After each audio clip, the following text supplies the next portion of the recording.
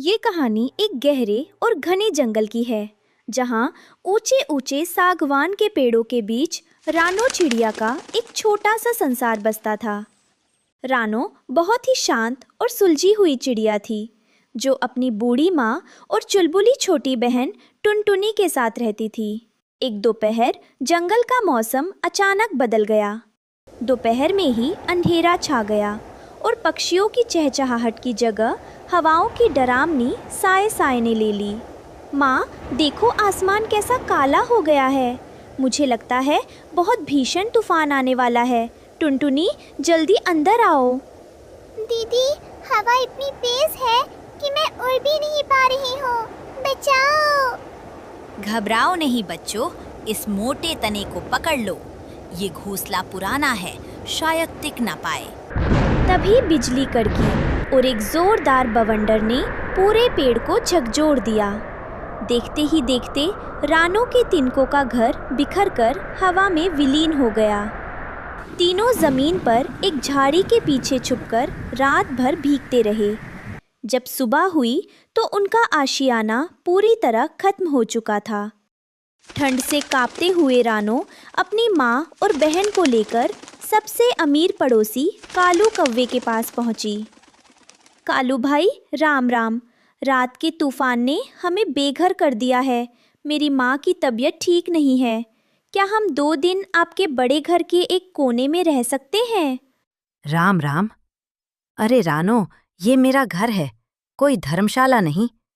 कल को कोई भी आकर कहेगा कि कोने में जगह दे दो, तो मैं कहाँ जाऊंगा? जाओ, कहीं और रास्ता देखो। रानो निराश होकर मिट्ठू तोते के पास गई, जिसके पास फलों से भरा एक सुंदर घर था। मिट्ठू भाई, कम से कम माँ को थोड़ी जगह दे दीजिए, उन्हें बहुत तेज बुखार है। देखो रानो, जो चिड़िया अपना घर नहीं संभाल सकती, वो दूसरों पर बोझ ही बनती है। अब मेरी नींद खराब मत करो, यहाँ से दफा हो जाओ। पड़ोसियों के कड़वे बोल सुनकर रानो का दिल छलनी हो गया। टुनटुनी रोने लगी और माँ की हालत बिगड़ने लगी।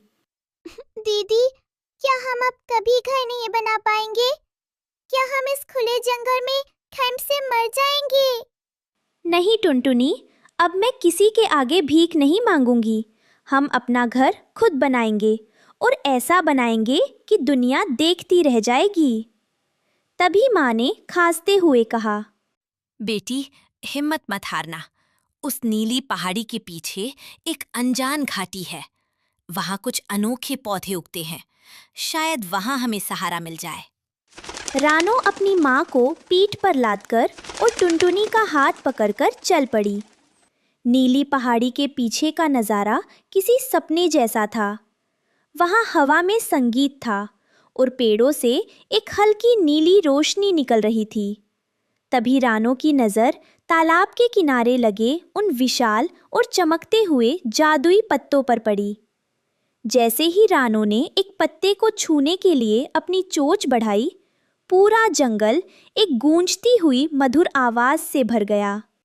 ठहरो नन्ही रानो, हमें छूने का साहस केवल वही कर सकता है जिसके आंसुओं में स्वार्थ ना हो और जिसकी उड़ान में दूसरों का भला हो। हे दिव्य पत्तों, मैं अपने लिए कुछ नहीं मांग रही। मेरी माँ बीमार है, मेरी बहन ठंड से कांप रही है।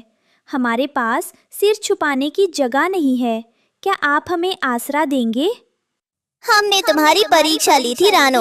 हमने देखा कि कैसे तुमने कालू और मिट्ठू के तानों को सहकर भी अपने मन में कड़वाहट नहीं आने दी। हम साधारण पत्ते नहीं हैं, हम संवेदना के पत्ते हैं। आओ, हमें अपनी चोंच से उठाओ, हम खुद ब खुद तुम्हारा घर बन जाएंगे। रानो, हमें एक दूसरे से जोड़ती जाओ।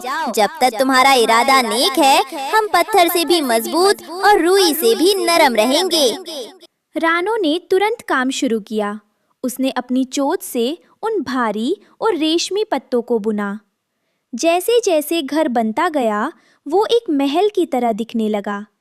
घर के अंदर घुसते ही एक दिव्य खुशबू और गर्माहट महसूस होने लगी। दीदी, देखो, इस घर के अंदर तो बारिश की एक बूंद भी नहीं आ रही। और माँ, देखो, आपका बुखार भी उतर गया। ये तेरी मेहनत और नेकदिली का फल है रानो।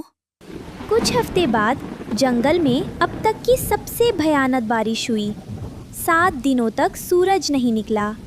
बाढ़ का पानी चढ़ने लगा और कालू कौवे और मिट्ठू तोते के घोंसले कागज की तरह बह गए। सब पक्षी अपनी जान बचाने के लिए इधर उधर भाग रहे थे। तभी उन्हें दूर पहाड़ी पर एक सुनहरी रोशनी दिखाई दी। रानो का जादुई हरे पत्तों का घर। बचाओ, कोई बचाओ! मेरा सारा धन, मेरा बड़ा घर सब बह गया। पानी मेरे गले तक आ गया है। कालू भाई, हमने रानो को धुतकारा था। आज भगवान हमें सजा दे रहे हैं। देखो, रानो का घर तो पानी के ऊपर तैर रहा है। वे दोनों किसी तरह रानो के दरवाजे पर पहुंचे। रानो, रानो, दरवाजा खोलो, हम डूब रहे हैं। रानो, हमें बचा लो। हमने तुम्हारे साथ बहुत बुरा किया। हमें अपनी गलती का एहसास है। अब क्यों आए हो? तब तो कह रहे थे कि हम बोझ हैं। जाओ, अपने बड़े घर में रहो। रुको टुनटुनी, दरवाजा खोलो। पर दीदी, इन्होंने माँ का अपमान किया था। हाँ रानो, इन्होंने तुम्हारे साथ बुरा किया था। क्या तुम भूल गई? मैं कुछ नहीं भूली, लेकिन अगर मैं भी इनके साथ बुरा करूं, तो मुझ में और इनमें क्या अंतर रह जाएगा? क्षमा ही सबसे बड़ा जादू है। छोटी, बदला लेने वाला इंसान छोटा होता है, पर माफ़ करने वाला खुदा के बराबर होता है। अगर हम भी वैसा ही करेंगे जैसा इन्होंने किया, तो हम में और इनमें क्या फ़र्क रह जाएगा? रानो ने दरवाज़ा खोल दिया। कालू कौवा, मिट्ठू तोता और जंगल के कई अन्य पक्षी अंदर आए। घर के अंदर की शांति और गर्माहट देखकर सबकी आंखें भर आईं। रानो की बात सुनकर जादुई पत्ते खिल उठे। धन्य हो रानो, तुम्हारी दया ने हमारी शक्ति और बढ़ा दी है। आओ कालू, आओ मिट्ठू, इस घर की छाया में बैठो और इंसानियत का पाठ सीखो। रानो, मैं शर्मिंदा हूँ। मैंने अपनी अमीरी के घमंड में इंसानियत भुला दी थी। तुमने आज हमारी जान बचाकर मेरी आंखें खोल दी। हमें माफ कर दो रानो। आज से हम सब मिलकर रहेंगे। रानो ने सबको गर्मा गर्म खाना खिलाया। उस रात जादुई पत्तों के घर में सिर्फ रानो का परिवार ही नहीं, बल्कि पूरा जंगल एक छत के नीचे सोया था। इस कहानी से हमें सीख मिलती है कि वक्त हमेशा एक जैसा नहीं रहता। मुसीबत में दूसरों का मजाक उड़ाने के बजाय उनकी मदद करनी चाहिए, क्योंकि कर्म घूमकर वापस ज़रूर आते हैं।